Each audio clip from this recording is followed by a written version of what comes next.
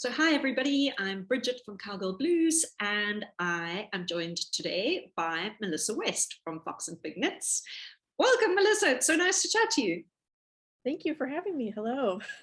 Yeah, so this is a new experiment for me to chat to a designer, and thank you for being game for giving that a try. Well, it's new for me too, so thank you for giving me a try. Okay,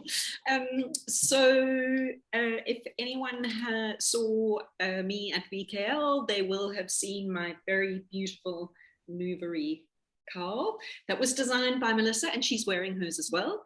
And I thought we would just have a little bit of a chat about the pattern, about the design, about your designs more generally, and go from there. Okay, great. Okay, cool. So this is a pretty incredible, detailed design. Do you want to tell us a little bit about where the inspiration struck and how you got to the point of this amazing response and success with this Yes, I design? know. Thank you. Well, I can tell you a little bit about my design history later, but this is only my third design, and I love this type of color, this like mustardy type of color. I'm not sure that it looks good on me, but I love it. And so I went to a fiber expo. I bought this yarn. It was so perfect. And I came home and I was thinking. And I have this old poster. I mentioned it, I think in my pattern, I can't remember, but Alphonse Mucha is this artist. He designed a lot of posters in the Art Nouveau period. And this poster is of this woman. I think it was a poster for cigarettes, actually. It's called Job or Job, I don't know. But anyway, she's smoking a cigarette. Her hair is all like beautiful tendrils all around it. I don't even smoke, but there is something beautiful about this picture to me.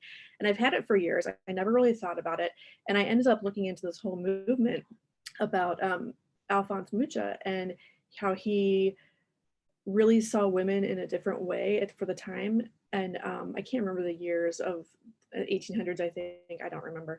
But women weren't, they were kind of portrayed as buttoned up and serious and uh, like not allowed to have like a lot of fun. And so, and even in their real life, I think. So he made a lot of posters of them doing things like riding bicycles, which we would all completely take for granted now, right? Or smoking cigarettes. I mean, any of us can go out and smoke a cigarette, like it's not illegal. So like women just did not do that at the time. And there's several other examples. And he had a couple of actresses that he did paintings for and really, I think, defined a little bit of their career in that artistic way. So I just really loved his approach with portraying women differently at that time. And then additionally, the lines of Art Nouveau are so curvy and beautiful. And I just love that it was a departure. And so, or departure from normal art. So I thought I'm gonna take all of this and this kind of gold color is already Art Nouveau. And then I brought in the curvy lines, like a little bit of unexpected bobbles. And then I thought that this ruffled edge was a little bit of the unexpected. I mean, you don't see that a lot today in design. A lot of things are very ribbed edge only or something.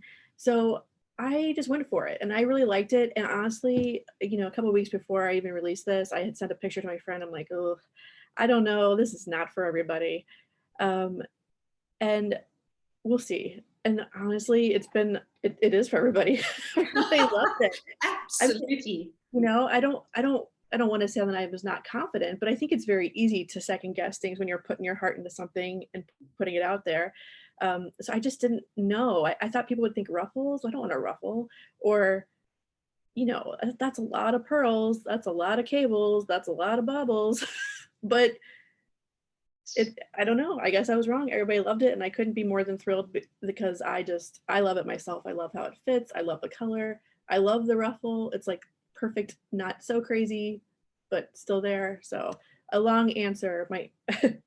No, amazing. And I think it really does work. If it wasn't 100 degrees here, I would put mine on as well. But I love what you said about the ribbing on the edge and that there is no ribbing on this design. Yeah, But no. the way you've created the cables at the neck edge gives a sort of rib illusion, but Yeah. without the rib feels. So I think that's really beautiful. And I absolutely love the ruffle edge. It doesn't wear as a ruffle, because like if you look at I mean, I'm looking at you on the screen, and the way that it splays out at the lower edge doesn't actually look ruffled. It just gives these beautiful lines all the way around. So I mean, I think it's amazing. I know.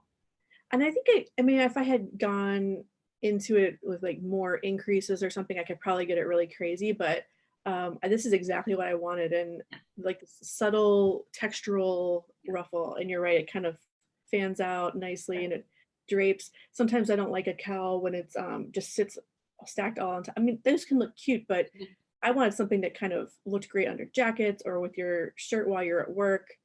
Yeah, absolutely. And it does that. I mean, I've created cowls which are effectively just what I would call a polo neck. You would probably call a turtleneck, where it is literally just a tube with no shaping at all. And I mean, that's all well and good, but I think that this is a really beautiful style, the way it shapes and flows. So yeah, amazing work. Congrats. I hope you're selling loads of patterns and that you're going to be seeing tons more projects showing up on Ravelry. I sure hope so. I mean, it's been very exciting. I mean, my husband and I were sitting here talking about this, like, we can't believe how much people like it. Not that we can't believe it, but just we're so overwhelmed with the, you know, I don't know, with everybody's loving of it, I guess. I don't know. Amazing.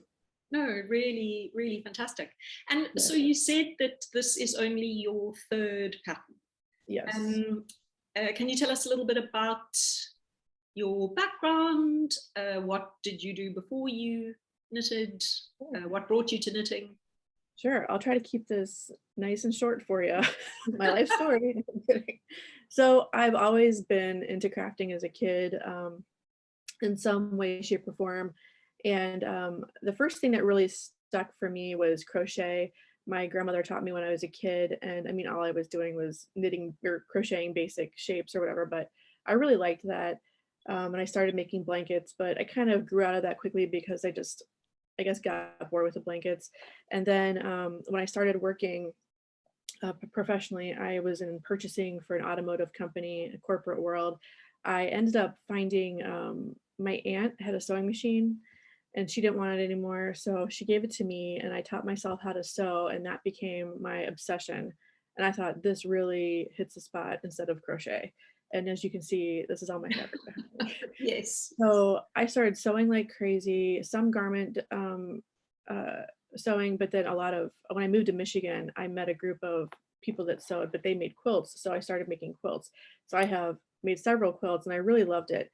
But in 2016, I had a baby and I could not sit at my machine with her so easily.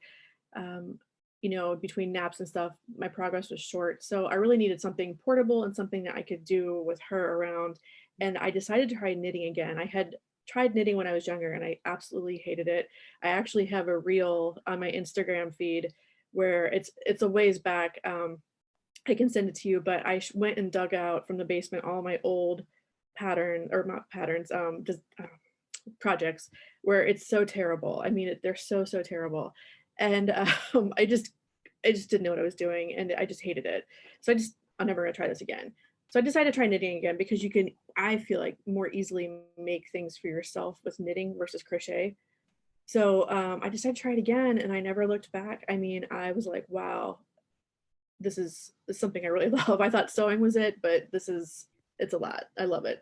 So I started knitting and you know, I wasn't very good at first, but kept going and started getting better. And I started test knitting in 2019.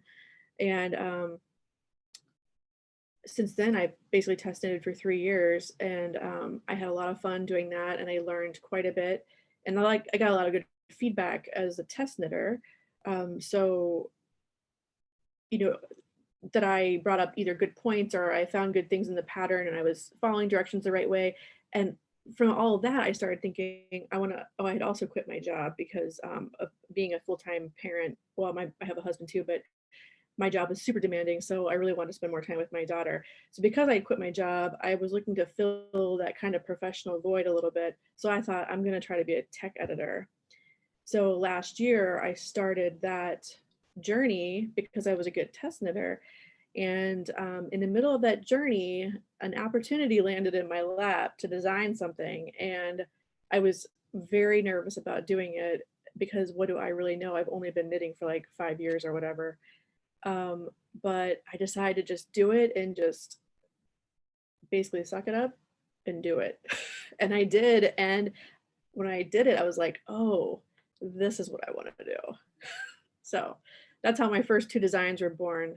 And then this is the third one. So Okay. that's probably too long, but a shortened version of how those things Amazing. worked. And Yeah. so can you tell me a little bit about the test knitting? So were you only testing for one particular designer, or did you literally just sign up for any test you could get into? Nope. I the first person I tested for was Vanessa Smith Designs, and she's really awesome. I've actually tested for her the most. In fact, I've almost tested everything she's released in the last 3 years except her Cool. last recent sweater. Okay. She's not only does her design beautiful, but she's got great pattern writing skills. She teaches you a lot, and she's also really nice. So we become friends actually, and I've been able to bounce a lot of things off of her, and it's been really great to have that resource. And I love that about the knitting community is that you can, easily make friends and, hey, what should I do about this? Or what do you think about this? Or, it's really nice to have that. So testing for her for 3 years really taught me quite a bit. And then I also tested for a couple of other designers. It really just depended on what was available. And I'm not a fast knitter at all. So I needed to make sure I could make it in the right amount of time. It's important for me to meet the deadline. So I would always make sure I could meet the time frame. And then of course I wanted to actually like the design too.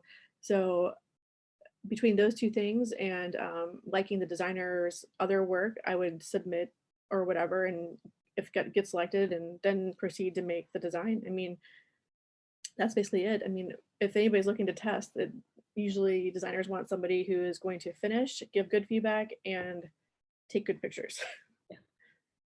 Yeah, because it's not just about testing the pattern, it's also about having examples of other samples and basically helping to promote the pattern once it's been released. Yeah, basically. And it's like seeing it in different colors. That's one thing about Nouverie that on my tester photos, everybody was so excited to see the cowl in different colors.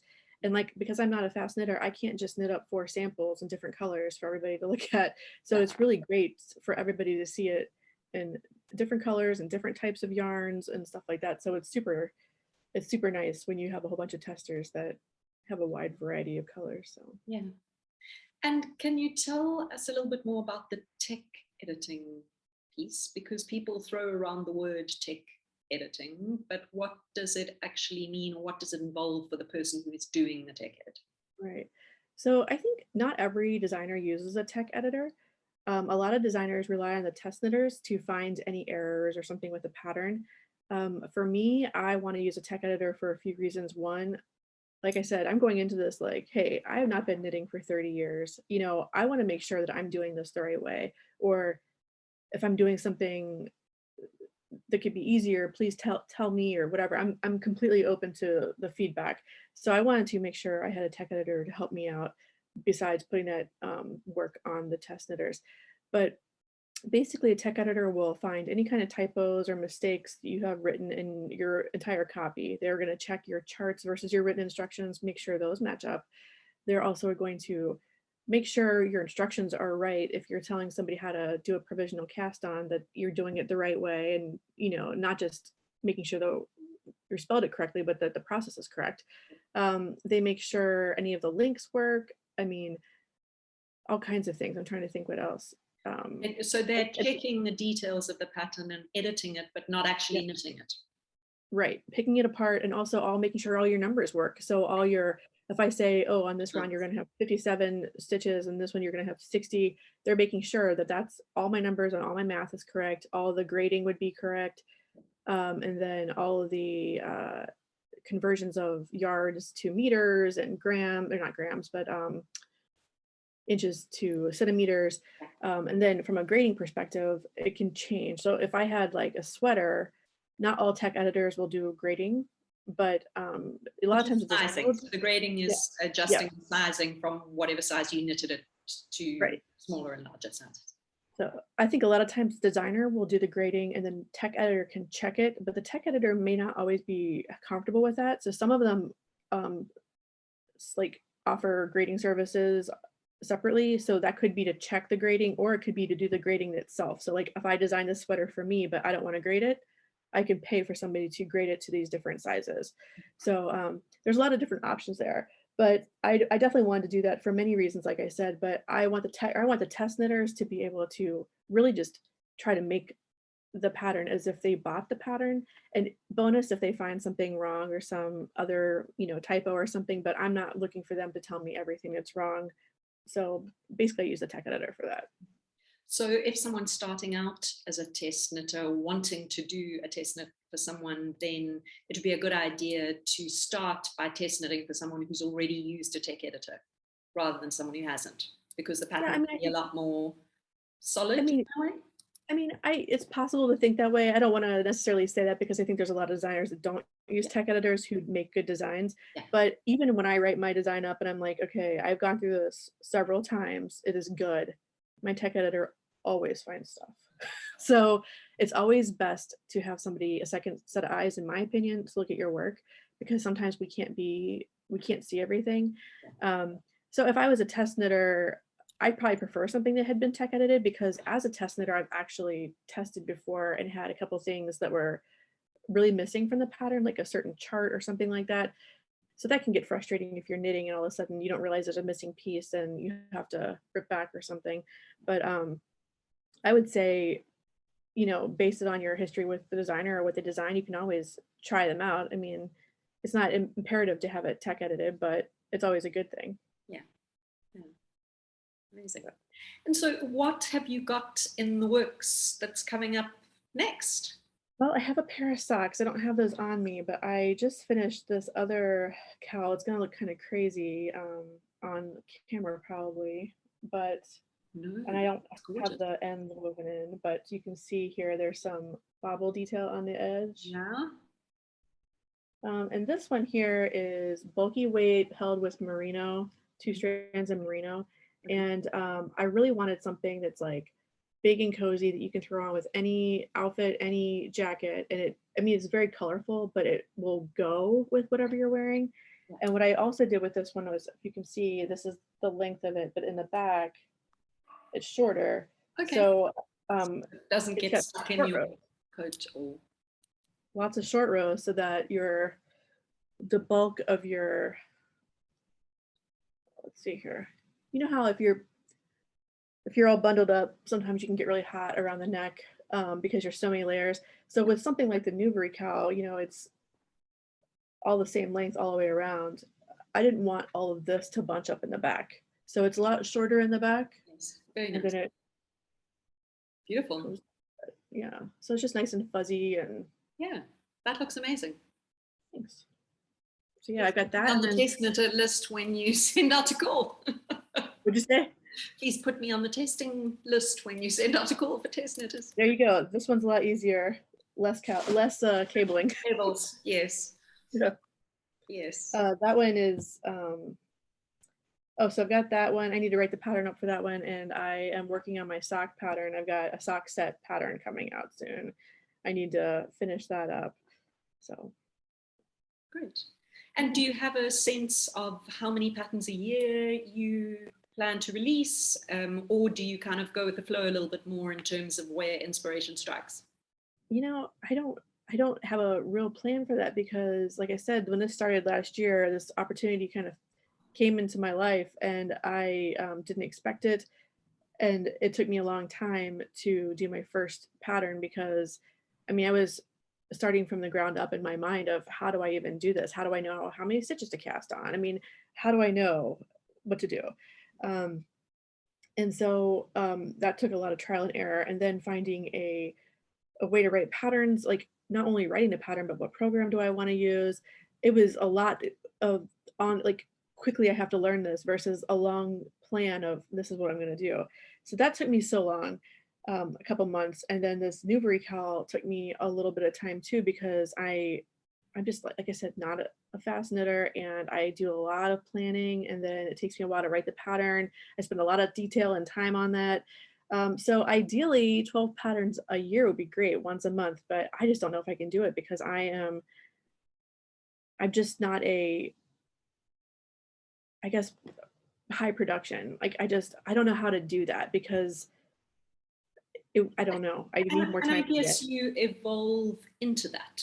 So it's not like you Hopefully. go from one pattern to one pattern a month, that Right. you'll kind of, it'll be an acceleration to that point if that's where you get to.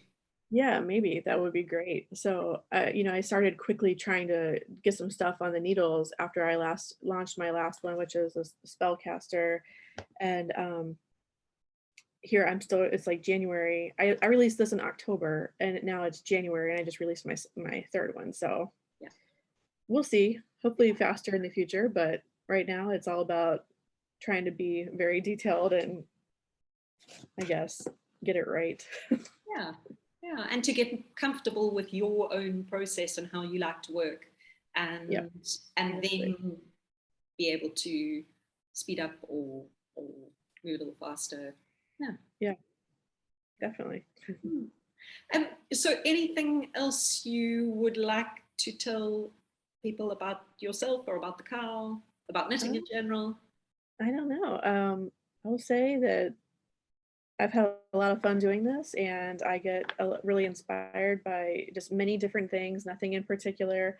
And I really love unusual things. So, like my first, I'm just holding this, and I thought I should show it real quick. Yeah, definitely.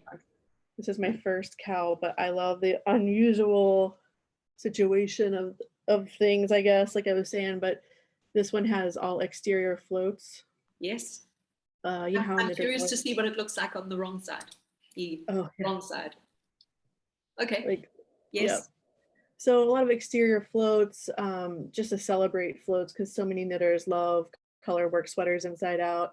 And then I have a provisional cast on double-sided thing Yes. edge here, collar I should say. It looks kind of funny, but it's not white. But anyway, um, and I found some weird stitches I'd never seen before for that. So I don't know. I mean, I guess keep a lookout for things from me, but they're probably going to be a little interesting or weird or unique. No, well, that sounds amazing. It's always nice to find people um, who have interesting patterns where you like their style of writing the patterns, because I think it's Yeah, a little bit like reading a book or a story. You've got to like the designer's voice when they're right. writing a pattern. And Exactly. also that you're doing interesting things in terms of the shaping, the ruffles, the cables, the yeah, Yeah, it's really interesting. yeah. Well, thank Mm, you. amazing. Yeah. So thank you so much for chatting today. It's been really great, and hopefully everyone is going to go and buy your pattern and Yes. buy the Cowgirl Blues yarn to knit it with. Um, Yes, of course. and you'll be seeing a lot more pictures on Ravelry and social media of Yeah, beautiful Nouverie Cowls. I hope so. Well, thank you so much for having me. I really enjoyed it, Bridget. You're so welcome, and look Thanks. forward to chatting to you when the next pattern comes out. Oh, great. I will love it. Sounds good. Okay. All right.